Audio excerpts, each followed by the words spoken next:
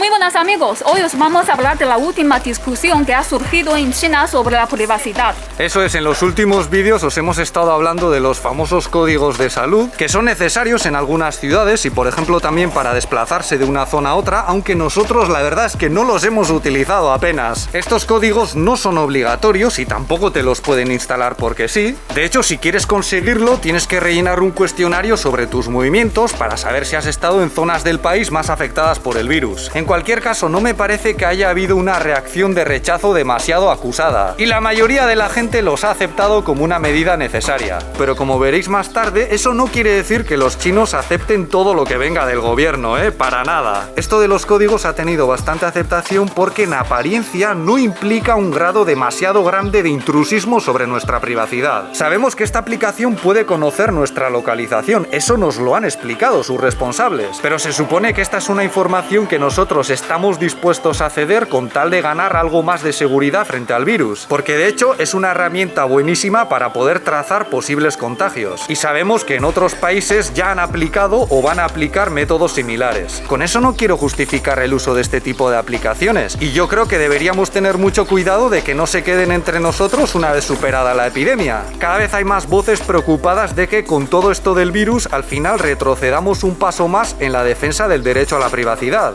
Y aunque este problema también afecta a muchos otros países, China no es tan pionera en este ámbito como nos quieren hacer creer. La semana pasada, en Hangzhou, la capital de esta provincia, hemos visto un caso muy significativo y lo más interesante para mí ha sido la reacción de la gente. Ayer vinimos a grabar a esta zona y nos aguantó el tiempo, pero hoy ya está lloviendo como corresponde en esta parte del año. Porque en China estos 2 meses, mayo y junio, suelen estar pasados por agua, Y además hoy hemos tenido una pequeña crisis al comienzo porque se nos ha olvidado el paraguas y hemos tenido que comprar uno.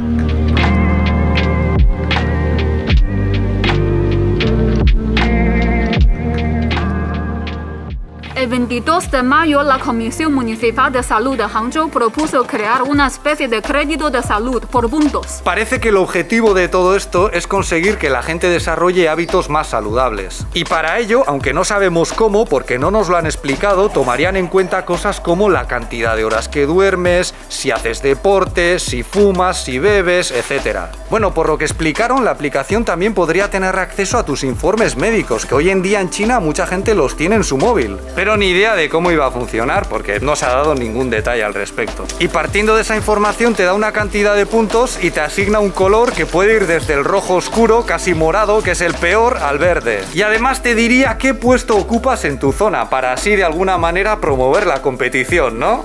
Pero claro, como suena tan parecido al crédito social, algunos ya se han montado la película de que va a servir para recompensar a los que se cuiden y castigar a los que tengan vicios. Algunos ya han vuelto a comparar todo esto con el capítulo aquel tan famoso de Black Mirror sobre el crédito social. Ya sabéis, aquel en el que la gente iba dándose puntos los unos a los otros según se caían bien o mal. Pero ni el crédito social de China ni este sistema funcionan así. Tú no puedes ver los puntos de los demás a menos que quieran enseñártelos y tampoco se los puedes dar o quitar porque sí. Lo que sí parece que tenían previsto era que estos puntos se pudiesen ver a nivel de organización y que por ejemplo se pudiesen comparar los puntos de salud de una empresa para que así también se fomentase la competición en el aspecto colectivo. Pero vamos a pisar el freno porque, como venimos diciendo, esto no es más que una propuesta y además ha recibido unas críticas tremendas por parte de los internautas chinos. Esta noticia ha tenido miles de comentarios y la mayoría piensa que es una amenaza para la privacidad. El comentario más popular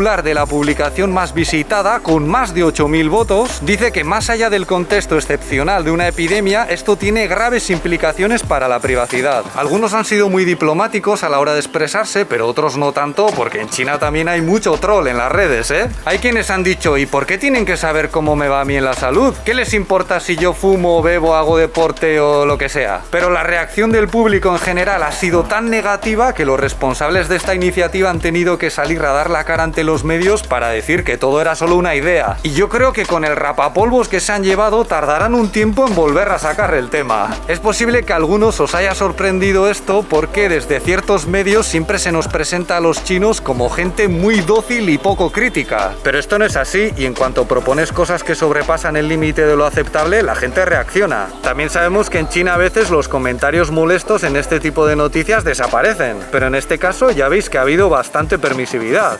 De todos modos, ya perdonaréis el inciso si a mí me dicen que el Ministerio de Salud de mi país va a lanzar una aplicación como esta con la garantía de que no castigarán a los que no llevamos una vida demasiado sana y de que la información no se utilizará contra nuestros intereses, a lo mejor yo estaría dispuesto a participar. Sobre todo si esto puede ayudar a mejorar la sanidad pública y me pueden dar consejos basados en fundamentos científicos y sin ánimo de lucro. Porque al fin y al cabo ya hay muchas aplicaciones de empresas privadas que tienen acceso a información relacionada con nuestra salud y no sabemos qué uso hacen de ella. Entonces, siempre que no sea obligatorio, yo casi prefiero ceder esa información sobre mi alimentación, sobre mi sueño o sobre mi nivel de ejercicio físico al Estado y que el Estado me pague por ella con un sistema público de salud más completo y con recomendaciones personalizadas sobre hábitos más saludables. Porque si presionamos lo suficiente, podemos conseguir que el Estado sea una herramienta al servicio de todos. Pero el objetivo de una empresa privada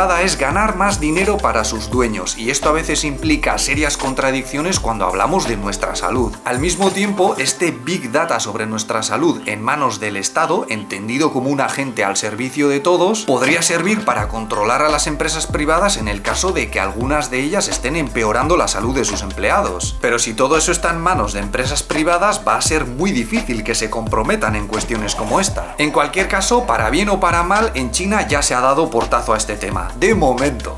¿Y la gente no reacciona igual contra el crédito social? Pues sí, en China también hay personas a las que no les hace ninguna gracia. Pero es que el crédito social no es como os lo explican en muchos medios occidentales. A mí me parece muy bien que os quieran alertar frente a los riesgos de este tipo de sistemas, pero es que en muchos casos no os lo explican bien y además obvian el hecho de que ya hay cosas muy parecidas funcionando en los países occidentales. En China hay que diferenciar por lo menos dos cosas para hacernos una idea más clara de cómo funciona el sistema. Una de ellas son los puntos que te dan las aplicaciones que utilizamos para pagar a través del móvil y otra bastante diferente, aunque puede estar relacionada, es el nivel de crédito que te adjudica el gobierno. El crédito que manejamos en nuestro móvil no es obligatorio y valora principalmente la capacidad de pagar tus deudas. Si pagas todo religiosamente vas a tener más puntos y en algunos servicios es posible que no te pidan una fianza. Pero por otra parte, si tú has cometido un delito en la calle, en tu casa o en internet, por poner un ejemplo, y has sido condenado por ello, eso puede dejar una marca en el nivel de crédito que te da el gobierno.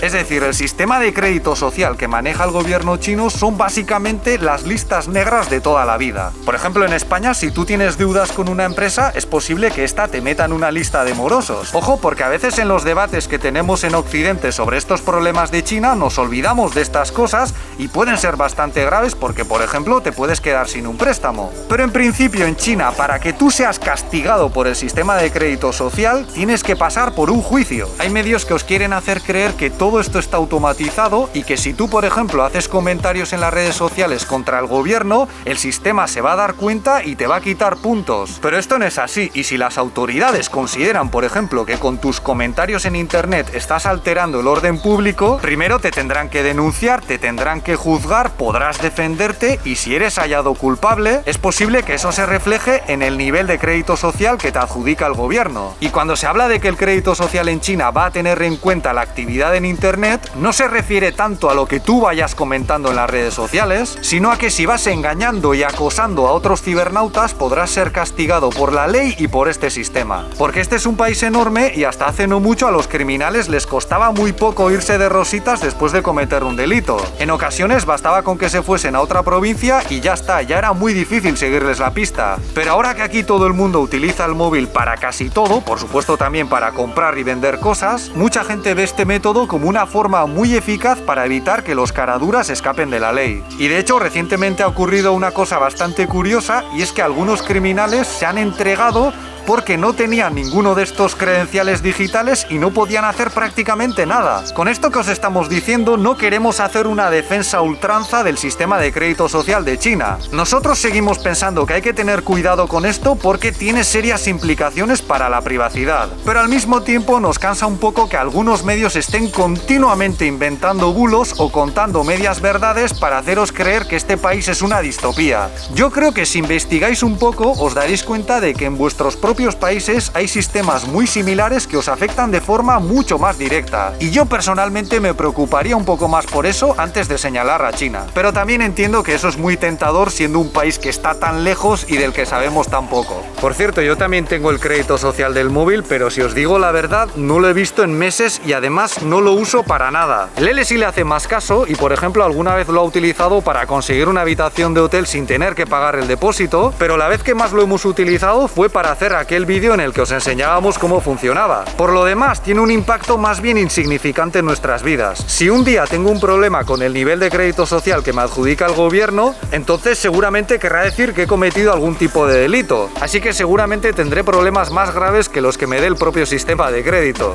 Eso es todo por nuestra parte. Si este vídeo os ha parecido interesante, podéis darle un me gusta, suscribiros o ayudarnos con Patreon, donde también publicamos contenido. Muchas gracias por vuestra atención y hasta la próxima. ¡Hasta luego!